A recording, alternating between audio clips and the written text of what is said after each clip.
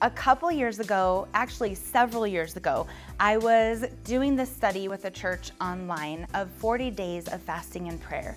And during that time, I was led through fasting the first Monday from Thanksgiving until Christmas. And that is something that, if you've been to Altitude before and heard me preach, I'm very passionate about the spiritual discipline of fasting. There is something that happens when we don't have food in our lives, even if it's for a day. Sometimes it's even a couple hours, but there's this joy that comes, and we're more open to the Word of God when we're fasting.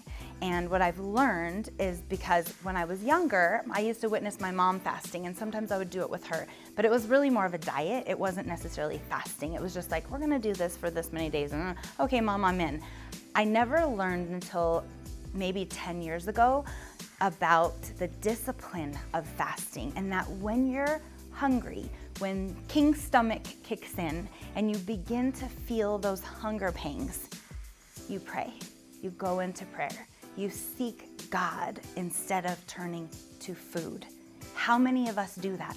I do it all the time, and I think that's why fasting is so important to me and so profound in my life, coming from the fitness industry where everything was about food.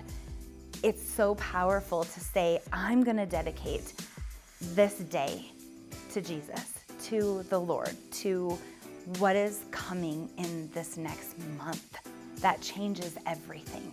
And so I would just encourage you to look into that and to think about that. I'm gonna do it again this year. So if any of you want to do this with me, shoot me a message or a text, email me, find me on Sunday, comment below, whatever. And I would love to put you on the list and send you a devotional as we anticipate the birth of Christ.